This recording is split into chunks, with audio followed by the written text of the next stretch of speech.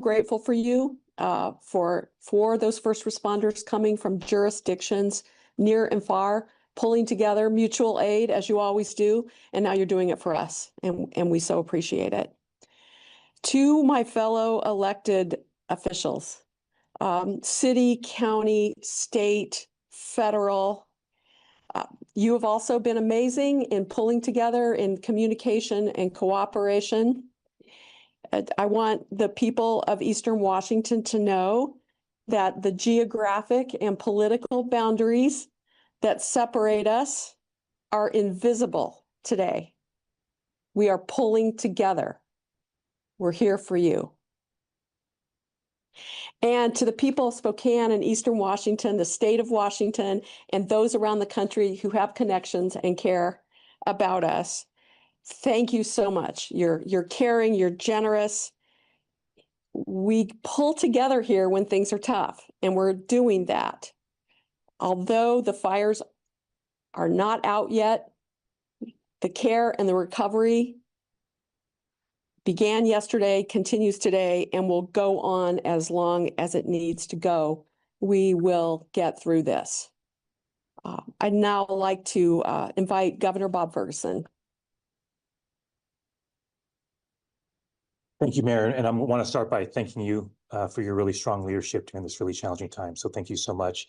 And, I'll just start by saying there are just so many Washingtonians who have literally lost everything in a very, very short period of time. Just in a matter of hours, their lives changed in deeply dramatic and fundamental ways. And so it's difficult to find words when folks have experienced a loss like that. But we want all those individuals to know that we are all here for the long haul. We have a lot of crises right in front of us that we're working through, but we know that this is going to be a long-term challenge for many, many individuals, and we're here for the long haul. I also want those folks to know that there is very strong cooperation to all levels of government, many different sectors to work through this together. All of us and many others have very productive conversations already, starting with yesterday afternoon. So I want folks to know that is happening. And also to the first responders who, just speaking as governor, it's inspiring to me to see folks who, take on an extraordinarily challenging situation like this and put their lives on the line to protect individuals' lives and property and loved ones. So we're deeply, deeply grateful to all of you. I'll just make a few points about a few items that the state is focused on. I did just about half an hour or so ago have a conversation with President Trump and Secretary Mullen. The president was very gracious, as was Secretary Mullen, who I spoke with 2 times earlier in the day today. I spoke to the president about what's going on. And spoke in pretty clear fashion about how dire the situation is. He understands that. He knew that going into the call. He expressed his support for what the people are going through out here.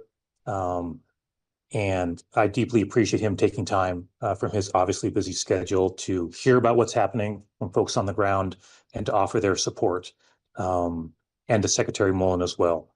We also appreciate that we had the historical floods not too long ago in the state, that we received emergency support in the short term as well as long-term FEMA support. So we have strong relationships with the federal government from that experience and with FEMA. As for FEMA, just to be clear, when we make requests for federal assistance from FEMA, I'm going to oversimplify this a little bit, but there are essentially 2 kinds of requests. Short-term emergency response, for example, search and rescue, clearing debris. We just got off a call. Many of the folks here were there for a call that I had with FEMA's Region 10 administrator to make that request for specific items needed in the very short term. So that request has gone in, and we anticipate that that will be granted much in the same way it was for the flood. We have a good relationship with FEMA and had a very productive call, and we appreciate FEMA on extremely short notice taking the time to work with us. And we also appreciate all of our local partners who we depend on to get the information of what the needs are on the ground. We had that meeting earlier today and communicated that to FEMA. And so we do anticipate that being granted in the near future. The second piece from FEMA is the more long-term relief. That takes more time. Obviously, we've already begun our work on that. but just want to separate out those two things. So the request has gone in for that short term, what we call emergency assistance from the administration, but obviously simultaneously, we're going to get to work on that long-term assistance as well. Maybe just last thing I'll say is, I lived in Spokane for a time after I finished law school. I know this community well. My son's about to go to Gonzaga, so we know this community well. My daughter was playing in a softball tournament at Dwight Merkle Ball Fields about 6 weeks ago. She played there last year. When I come to Spokane, which is frequently, I don't stay in a hotel. I stay at a friend's place, which is a house that had to be evacuated. I don't know how that house is doing, but we stay at a location that is extremely close to where I know homes were destroyed. So I'm very, very familiar with the communities that are impacted. I stay there on a regular basis. I walk those neighborhoods. I know it well. My daughter plays on the ball fields. I have an appreciation for the impact at that very, very local level and how devastating that is for so many individuals. So again, we're in for the long haul. Deeply appreciate the strong partnership. And one of those key partners, of course, has been Senator Cantwell, who's with us today. And I'll turn it over to Senator Cantwell now. Well, thank you, Governor. Spokane and the state of Washington has faced a historic weather event. And that historic weather event has caused probably one of the biggest damages that we've seen in the Spokane area in the history of our state. But it also has been met with a historic response by our first responders. And I want to thank them, especially the fire chief, Tom Williams, the police chief, Kevin Hall, and Sheriff Knowles. Thank you for the first responders and everything that you've done to respond to this fire.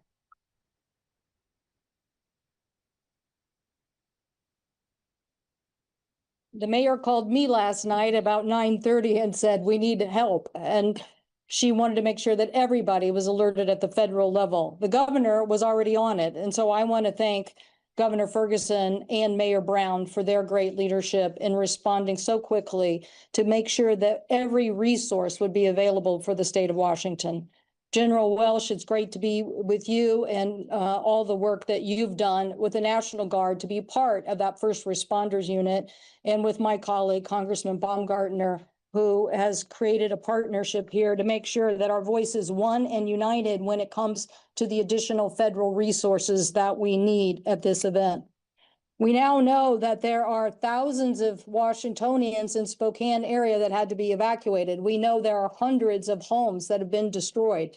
We know that we need continued help and support from everybody from weather forecasters to people just helping families know what's going to happen next.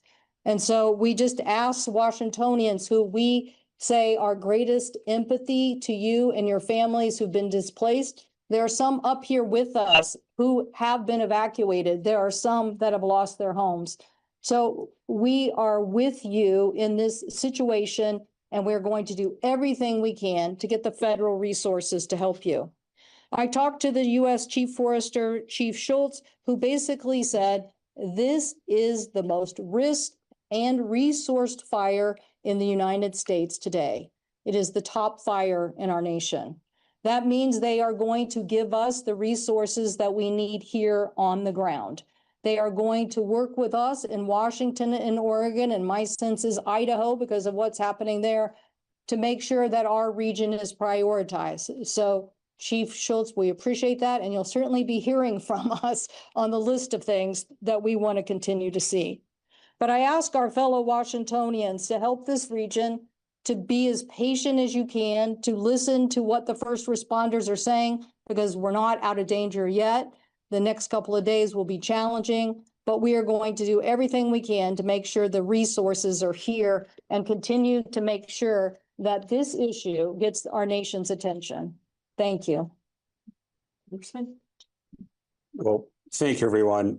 Indeed, this is a devastating fire. We know that hundreds, if not thousands, are in a very sad and scary place right now. I want to echo the comments, thanking our first responders for what you're doing for our community. Indeed, this is an unprecedented catastrophe for the Spokane area, but I think we're going to see unprecedented collaboration in responding to this fire. I want to thank Mayor Brown, Senator Cantwell, Governor Ferguson, and everyone here working on this issue. This is not Republicans and Democrats are seeing before you. This is concerned elected officials that are going to do what's right for this community. I did speak to Homeland Security Secretary Markwayne Mullin earlier today. We have a good personal rapport, and I think he is someone that knows Spokane. He's spent some time here in Spokane, and I know he will be supporting us in this. We have, as you heard from the governor, he has, after receiving the needed information from the partners behind us, he has made the initial request. We appreciate that very much. And I am optimistic, very optimistic that there will be additional support from FEMA. It's certainly a good precedent for our state that we were successful in that process with the terrible flooding on the west side of the state. And so we will monitor and support that process as it goes forward. But I will also add, and others will go into deeper detail, while we will do everything we can to get support from the federal government, the key point for support here is from our neighbors and our communities and our friends and families. There are going to be ways the city will be telling you that you can support, people of Spokane area can support, and we're going to need that. So thanks, everyone. Be safe. Doesn't look like the weather's getting a lot better for the next week to 10 days. It's still going to be dry, so we need to continue to have people be alert and follow the emergency management systems. Thank you. Commissioner. Good afternoon. My name is Dave Upthegrove. I am Washington State's elected Commissioner of Public Lands, where I serve as Director of the State Department of Natural Resources, the state agency responsible for wildland wildfire response. And we are doing absolutely everything in our power to keep this city and this community safe. We immediately were able to access a complex incident management team. We have some of the best leadership in the nation leading the response on this fire.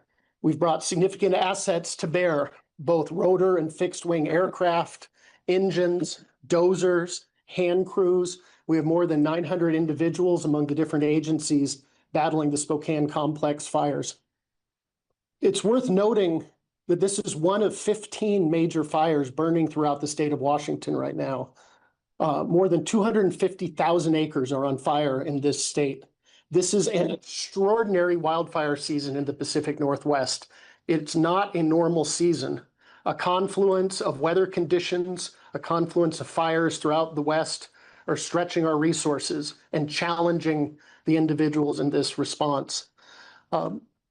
You know, I think all of us hold in our hearts the families who've lost their homes, those that are currently displaced, particularly those who are medically fragile. And, you know, I've seen Spokane go through big challenges like this before, and Spokane is a resilient and strong community that is going to rebuild. Everyone has a role to play in an incident like this. First and foremost, if you receive an evacuation notice, heed that notice and evacuate immediately. Wildfires move deceptively fast, can change direction suddenly, and are deadly. We've seen the loss of life already earlier this summer from folks in the path of wildfires. Second, let's not forget prevention. Don't be the spark that starts the next fire. There's no need right now. Be safe in everything you do so we don't start additional fires to make this situation even more difficult. And finally, as folks are battling these fires, we have about 4,000 individuals fighting fires in this state right now. There are people running and putting their lives into harm's way, running into the woods. And I think we all need to send our thoughts and our prayers to those who are working so hard day in and day out.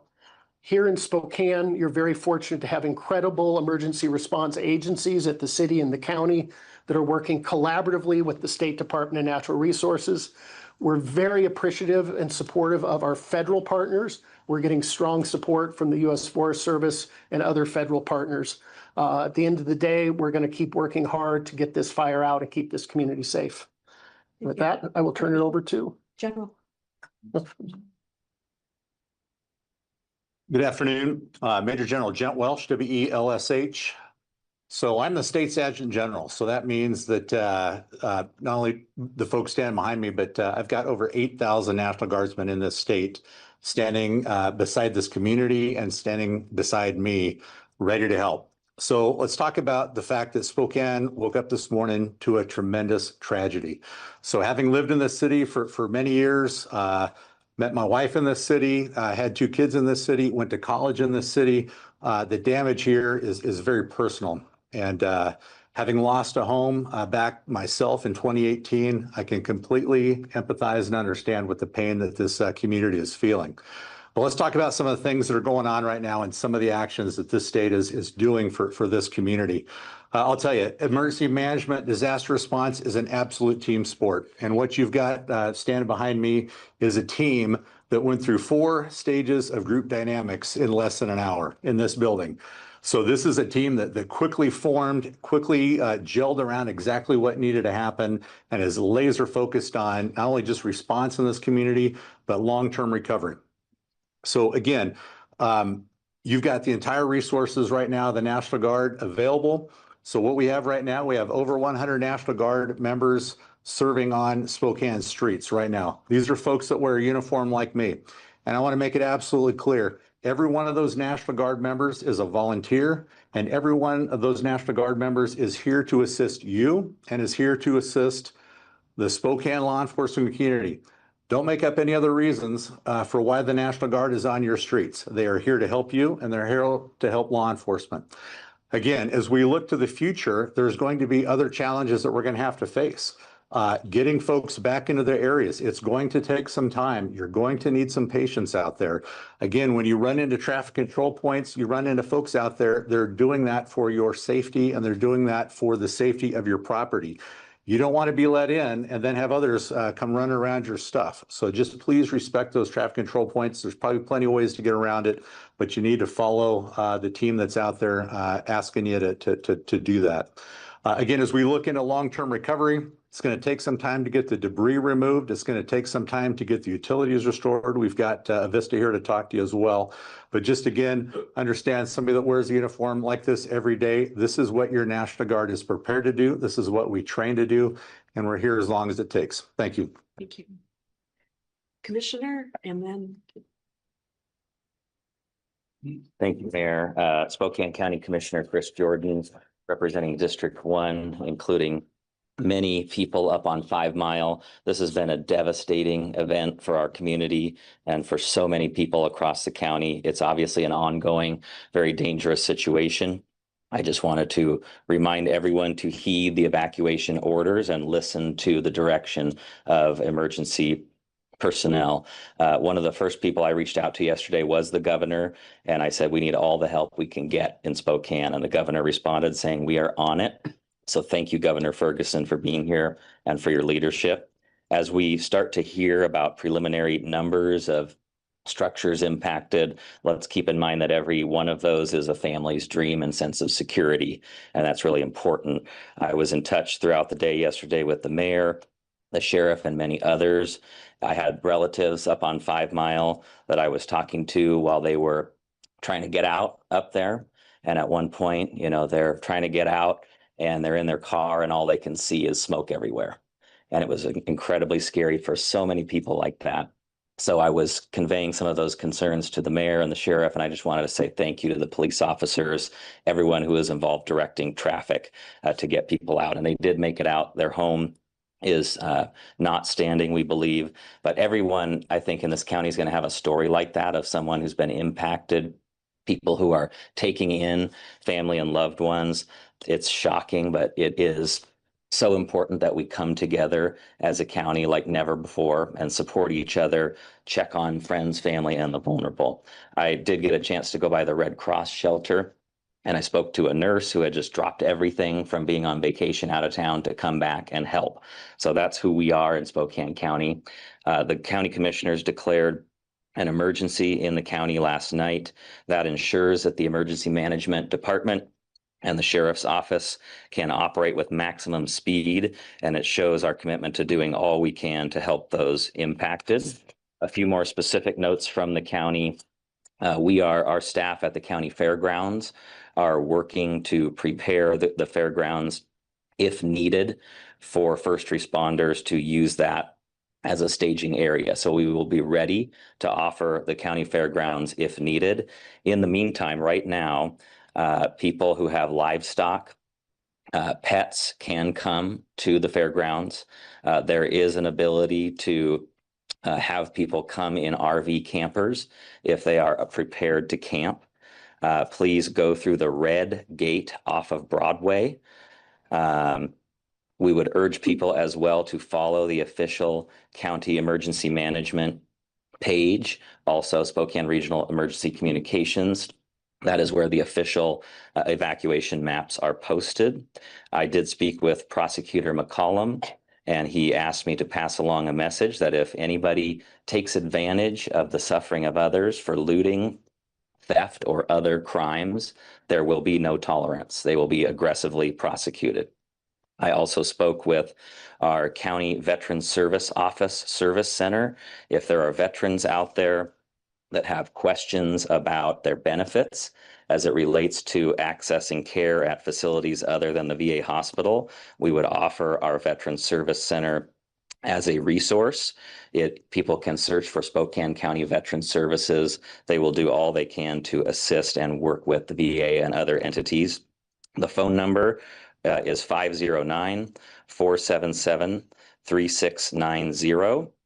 The sheriff is here as well. If there are questions for him, I just want to thank Sheriff Knowles for all you and your team are doing at the EOC. Thank you, Commissioner Kearns, as well. We've been in constant communication. Thank you all.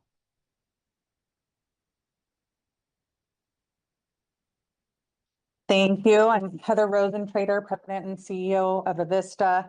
I'm a lifelong Spokane community member and honored to be able to serve my community in that respect. And so, of course, as everyone said, it's been extraordinarily difficult and heartbreaking weekend for our community.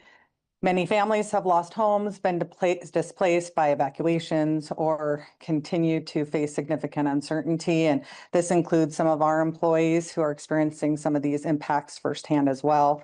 And our thoughts are with everyone affected by these devastating fires, and we remain committed to supporting our customers and communities throughout the recovery process. And I appreciate the opportunity to give more of an operational update about where things are at from our perspective in terms of getting customers restored. And our crews are working around the clock to assess damage, make repairs, restore service as quickly and safely as possible. We have over 50 crews actively supporting and prepared to support restoration, including Avista crews, contract crews. We've also engaged with our peer utilities across the region. I've had many reach out to me offering to help, and we will likely take advantage of that, their support through mutual aid. We're waiting to be able to assess the situation so we better understand the scope and the time frame that we can safely make those restorations. We're starting to get access to impacted areas. Thank you so much, Mayor Brown, and thanks to just our coordinated partnerships and responding agencies. However, many of the impacted areas do remain inaccessible due to the ongoing fire activity and evacuation orders. And so we don't have a complete understanding of the damage at this point. Related to our electric customers, what we do know is that we currently have just over 10,000 customers that are out of power, mainly in Spokane, but also up in the Colville area. At the peak, we had over 30,000 customers out yesterday afternoon. Of those 30,000, 6,717 were out of power due to the proactive, preventative, like has been shared before, power outages. And we were able to patrol and restore all of the customers who were impacted by those preventative power outages that were solely impacted by those this morning. So all of that has been restored. That was solely due to those preventative outages. To achieve that, our crews worked throughout last night, used drones to get ground patrols in the affected areas to make sure it was safe before we could re-energize the system. And crews made the necessary repairs. We did find some issues on some of those, and so we feel that it reinforced the value of some of those proactive de-energizations, because we did find some trees in those lines that could have made an already really tragic situation even worse. So as of this morning, with 10,000 customers that are out, about 8,600 of those are related to the Indian Trail 9-mile area fires, and evacuation areas. About 1,500 are the result of the Colville and Davenport area fires, and about 400 are related to the Meade area fires. And the numbers do continue to change, but we'll continue to keep the community updated through our outage map and continued communications. And we currently expect restoration work impacted by the fires to last through today and into the week likely, although timing could change based on fire activity. And so again, we'll keep our customers and community updated through multiple channels. The public safety power shutoffs implemented Saturday were a proactive measure to reduce wildfire risk. And again, anyone who was out of power solely because of that has been restored now. And the remaining outages are the effect of active wildfire conditions, damaged utility infrastructure, evacuation restrictions, or safety concerns that continue to limit access to the affected areas. Due to the heightened focus that we had on these high-risk areas, we don't believe our facilities were involved in the ignition of any of these major fires in our area. And so again, just reinforces that the work that we're doing is helping. We have identified significant damage specifically to portions of our transmission system, particularly in West Spokane. Our transmission facilities are critical to serving customers and are currently operating with less capability and capacity as our restoration is underway. And again, we just received access and are starting those repairs now. But until our transmission, specifically 2 lines on our transmission system, are repaired, we're operating with lower capabilities. And so we are at risk of some customers that aren't currently out now at the peak of our system during those hours of the day that our customers are using the most energy, that we could see some outages due to that reduced capability on our transmission system. And one of the things, I know we're all looking for ways we can help because those outages would be related to having not enough capacity to serve. One of the things our customers can do to help until we get those transmission lines restored is to help with conservation. And so there are some, small things our customers can do that can have a meaningful impact related to turning your thermostats down just a little bit, looking at limiting your large appliance use, again, and just until we get those transmission lines restored. And so we'll be communicating the progress of those over the next couple days. And those efforts can reduce the strain on the system. So related to our natural gas system, we have about 5,300 natural gas customers that remain without service. As we've shared before, restoring the natural gas system is a complex process because it requires our employees to go to every home multiple times to ensure safe restoration. And so it is different than the electric system. And so to repair damaged facilities, we have to get those inspections done beforehand. And we are working on, again, mutual aid to support us to make sure we have as many resources as needed to support that important process. And again, I want to reinforce, though, that customers should not attempt to restore natural gas service themselves. Finally, again, we're working closely with fire agencies, emergency management officials, community partners. So much appreciation for what they all are doing to support our customers and community. We appreciate the tremendous efforts. And we're equally grateful for the patient's understanding and resilience demonstrated by our customers. We know that they're already going through a scary time, and not having electricity and gas just exacerbates that challenge, and we recognize that. So we understand how disruptive and stressful these outages are, and especially for those who have experienced significant loss. And we will continue to work safely, communicate transparently, and do everything we can to restore customers as quickly and safely as possible. And we'll continue to provide updates as we know more. So thank you very much. Okay, the city and the county are going through a comprehensive asset mapping of all of our assets in water, wastewater, stormwater, water reclamation, and we're not going to give you that inventory today, but we will have that available soon. And that is information we're gathering both for the safety and service of our customers, but also to provide the federal government with some of the information they need in the response. For everyone's information, the manned ground staff VA hospital was in the evacuation area. It was evacuated successfully. I want to thank our healthcare partners who are engaged in helping vulnerable people and assisting people who have had to be moved from either that facility or other long-term care or assistance facilities. There are some ways people can help.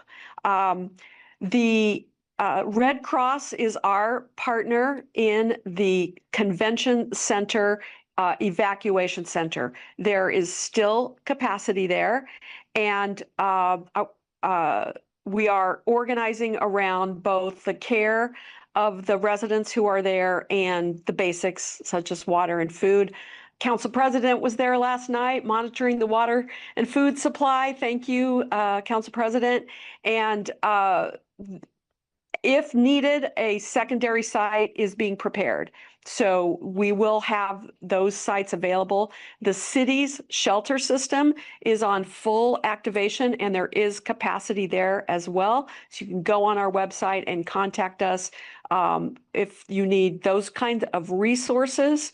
And our navigation center is going to be activated 24/7 for the foreseeable future. Some other ways to help.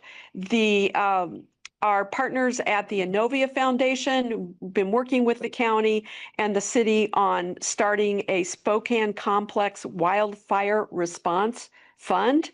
So you will be able to find the donation link at inovia.org. The city of Spokane has a wildfire recovery fund within our Home Starts Here fund, which is available for people to donate through their utilities or by going to the city website. Second Harvest is accepting non-perishable food donations today from 2 to 5, tomorrow starting at 8 at their East Front Avenue location.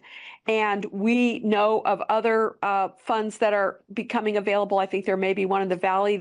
We will publish all of those. Please utilize official sources when you are looking at ways to help, and don't rely on pop-up non-official sources that are asking for your resources. And then, finally, we just want everyone to take care of each other. We will give regular updates. There will be an update tomorrow. I think it's reasonable to suggest evacuation areas are not opening today. So people need to prepare for where they're going to be for the rest of the day, for the night. And over time, we will also be providing additional information about housing resources, which we know will be needed by our region. We will now open it up to questions. Earlier that there's no update on deaths. Have there been any reported injuries because of the fire? Sheriff,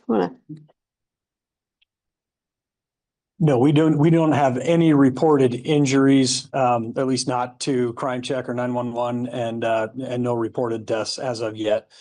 Because of the scale of this and what it takes to, do those kinds of investigations in an active fire scene, that could change.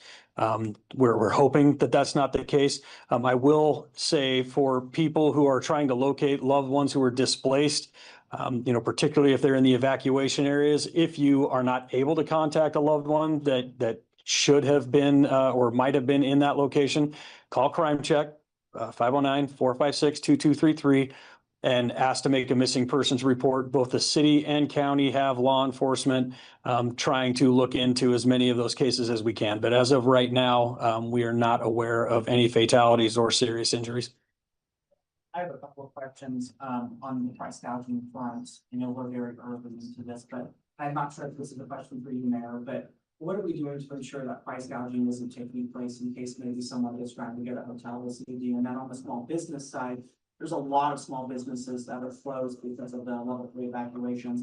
There are federal assistance that can be provided to those people who are losing bottom line. Well, again, I would think we would encourage people both seek out official sources, not pop-up requests for assistance. When it comes to housing resources, there are housing resources still available at the convention center that are no cost. And I hope and I believe people are reaching out to their friends and families to provide housing assistance as well. And when it comes to small business assistance, we will be putting that through our channels at both the State Department of Commerce and the federal agencies. And there is a federal price gouging law that was based on a case where somebody in the New England area tried to overcharge for a snow blower in the middle of a snowstorm. So there is a federal law and we will use it. Governor? If I can add one just on your price gouging question. So having spent 12 years as Attorney General, I know that in a situation like this, Nick Brown is a fantastic Attorney General, leads a great team, does great work. I'm very, very confident that consumer protection team is actively tracking anytime there's a situation remotely as large as what we're seeing here. There's a team that's activated and monitoring that closely. And we would, again, I don't want to speak for the Attorney General, but if folks, individuals see what they think might be price gouging, I would encourage them to absolutely communicate to the AG's office, the Consumer Protection Division, to file a complaint. That certainly helped us during COVID times, for example, right? And would certainly help the AG's office today. Hey, Governor, just to follow up, I know you spoke to President Congressman, we spoke yesterday about your communications with the administration, but I'll be transparent. I was in Malden when it burned to the ground, and federal funds were withheld from this community, the community of Malden. Yes. How do we ensure that does not happen in this situation? That the president will deliver. Yeah, what I would say is that in my time as governor, we had a large disaster with the flood. And I obviously am aware of sometimes the challenges of some states receiving FEMA funding. With all the news. And so I did not view that as, hey, we're just not going to get it. Rather, and we talked about this in a meeting earlier, we just doubled down as a state on making as compelling a case as possible. We reached out, every member of our federal delegation, for example, signed a letter of support. We did a video that had bipartisan elected officials speaking in communities all across the state impacted. We just really moved heaven and earth to make it as persuasive as humanly possible. And I will say, to make sure that it wasn't just a document. What's typically done when you make that request, it's a very lengthy document, typewritten words on a piece of paper. I felt we should do something in addition to that, which was literally doing a video so one could actually see the damage from those floods, homes literally going down rivers, right? I'm confident you'll see something similar. You will see, we will utilize the visuals of what I've certainly seen and what you've all seen, thanks to the media, by the way, for getting that information out there, to make sure it's not just dry words on a piece of paper, right? That we'll be working just as we did before to make sure that the folks who make these decisions back in Washington, D.C. fully understand the breadth and scope of this disaster. And I will just say, I can't speak to the past. I wasn't governor then. But what I can say is I deeply appreciate the president taking time. I think I requested a conversation. I'm losing track of the hours here today, but just a few hours ago. And I was on the phone with him literally a couple hours later. And I had the clear sense he understood what was going on. I had the clear sense he'd been briefed on what was going on. He was knowledgeable about the situation. And I appreciated that. So and I think the people that say Washington should know that. So I can't promise the future, but what I can promise is we will be making a very, very persuasive case. You'll see that same work from folks all across this community to be in conversation with the federal government, and we'll do everything we can because we know how important those resources are for individuals, for businesses, for communities. We desperately, for infrastructure, we desperately need those resources. Seattle, I think this is a question for Dave. Can you talk about where resources are coming from? When we were driving over today, we saw an engine in a truck from Salt Lake City. We were also curious if resources from the west side of the state are. Yep. For all of the fires in Washington state right now, we have support from more than a dozen states, from Florida to Alaska, as well as a small team from Australia. And this support comes in different forms, equipment or personnel. I'll let the incident command here speak specifically to who's on this fire. But the state does have mutual aid agreements in place prior to fire season that we negotiate throughout the United States, so that when we need an asset, we can see who has it and acquire it. When another state has an asset, when we have something they need, we help them. The challenge is this summer, the whole Western United States is on fire and these assets are being spread thin. But we have more than a dozen states, and as well as the nation of Australia, represented in Washington state right now. On this fire, I'll have to let you know afterwards which teams are here. Okay, go ahead. Okay, so there was a lot of frustration regarding evacuations yesterday with gridlock. I spoke to one person who said a normal 20-minute drive took well over 2 hours for them to make last night. What plans are in place to help kind of ease that in the future? And then there was also reports of a motorcyclist who was injured during evacuation yesterday. Is there any updates regarding his condition? On the issue of the traffic congestion yesterday, I'll say one thing and then turn it over to the chief. Our preliminary indications is that people were very responsive to the evacuation orders and that we had a very high percentage of people. And so that is good news. And it also led to traffic congestion. In terms of how we dealt with it, I'll turn to Chief Hall. Yeah, just to give you a level of the scope of the evacuations. In that particular area, in the level 3 evacuation area, there are over 14,000 structures. A little over 10,000 of those are either single family or multifamily residences. The latest numbers we have from about an hour ago are that about 60,000 individuals were evacuated in that amount of time. I think that's extraordinary. And my hat's off to both the firefighters and the law enforcement who were there.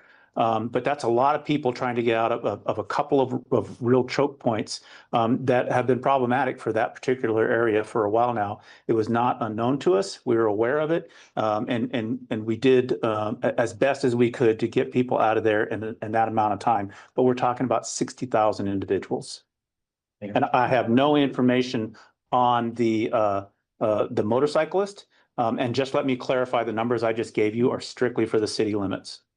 And then just to follow up on that real quick, is there an update regarding, we have the individual numbers, but is there an update on the amount of structures that were potentially threatened throughout the fires in the area? I would leave that up to Chief Williams. Well, then I actually don't have the whole number of structures that were threatened between the city and Fire District 9 and Fire District 10. Those numbers will be coming out more in the future. Today, this morning, the Critical Incident Management Team 7 with Incident Commander Tom Clemmo took over, and we'll start getting a little bit more information from that team as we move forward. I just had something. Just one second. I just want to say on the evacuation, as someone who was evacuated off 5 Mile Prairie, there's only 4 ways up and down there. One, I want to speak to some of the best of what I saw yesterday. And there, as people were evacuating early, I did see citizens getting out, directing traffic in a way that made it orderly. I expressed my concerns about moving it along as things were getting smoky to the mayor and others. And by the time I hit the bottom of Cedar and Ash, 2 SPD officers were directing traffic in a way that was heroic. People were moving. A lot of people were getting off the prairie very quickly once that was put in place. So my gratitude there. I also want to remind people, when you're asked to evacuate, do it. Don't wait. I'm State Senator Marcus Riccelli, by the way. I represent portions of the 5 Mile. The concern that I saw too, though, was people panicking, people driving down the wrong side of the road before both sides were opened up, not allowing vehicles to move up. And so just remain calm. We've got now National Guard here. We got law enforcement, and they'll get people out. So follow those orders. Thank you. We could take a couple more questions. Yeah, Bradley from Mount South Public HQ. So I'm just wondering on the basics front, have we identified where this started? We identified a cause. Do we have any number of injury, or are we still at where we were at yesterday? Just generic information as well. Yeah, this fire started in Fire District 10. Chief Don Malone was the initial incident commander, traveled through the city and into Chief Matt Vincey's Fire District 9. We don't know the cause. It's still under investigation. I think we've said once there's no reported injuries that we're aware of right now. Today is only day 2, so time will tell. Is this the worst fire that's happened in Washington State history? I couldn't speak for Washington State. I can tell you that I believe it is probably for the city of Spokane and our partnering regional agencies. What is the cost going to look like for recovery of a event like this? Not sure. Right. Yeah, let the governor take it. I can just add to that. So, I mean, it's obviously an extremely important question. Obviously, we don't have anywhere near that information for all sorts of obvious reasons, right? So what I will say, though, is that there will be an accounting of that. So when we make our request for FEMA assistance, that's part of the information that we need to pull together. So the state works very closely with local elected officials, local folks, to compile all that information of damaged business, individuals, homes, et cetera. We pull all that information together and then submit it to the federal government. So we obviously don't have that information today for all sorts of obvious reasons, but there will come a time when we gather that information. That does take some time, which we appreciate people's patience, and we'll communicate that out, obviously, to the media once we have that type of information. I just am curious about the natural gas shutoff that took place yesterday. There's been questions about the timeliness of that. Could you explain how that policy works and when it was made? I know we're working with the first responders and we're taking their lead on when they think it needs to happen from a safety perspective. So as I communicated with our team, it sounded like that was just as expected with that coordination. Mayor, we have a couple of questions from the folks on the webinar. Okay. That Ryan Roderick can read off. Okay, great. Thanks, Ryan. From Jerry Kornfeld, do we have any idea as to the cause? I think we covered that. We do not at this point in time. That it's under investigation. And from Christina at the New York Times, do we have anyone unaccounted for? Joseph Sullivan at the Times.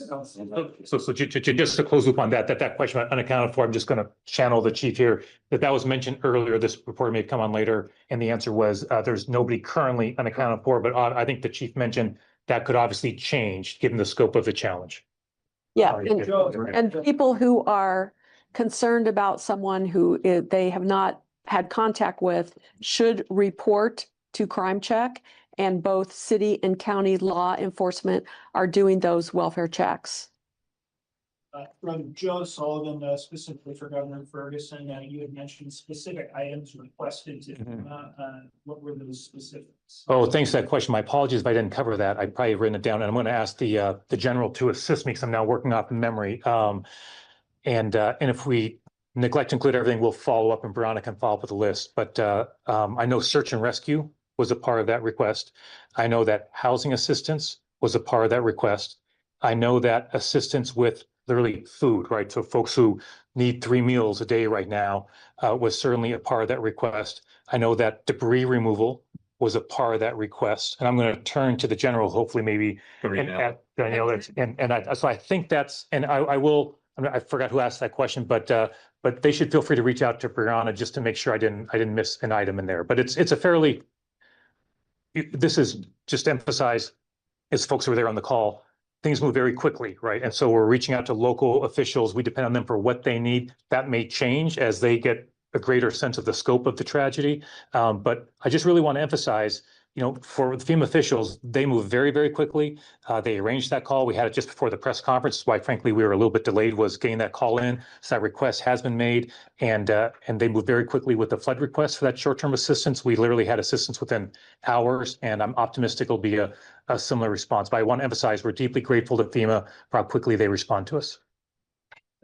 Real quickly, I just was wondering, we've heard reports of possible looting taking place in evening hours. Any arrests made on that front, or any solace you can provide to people that are concerned about their homes?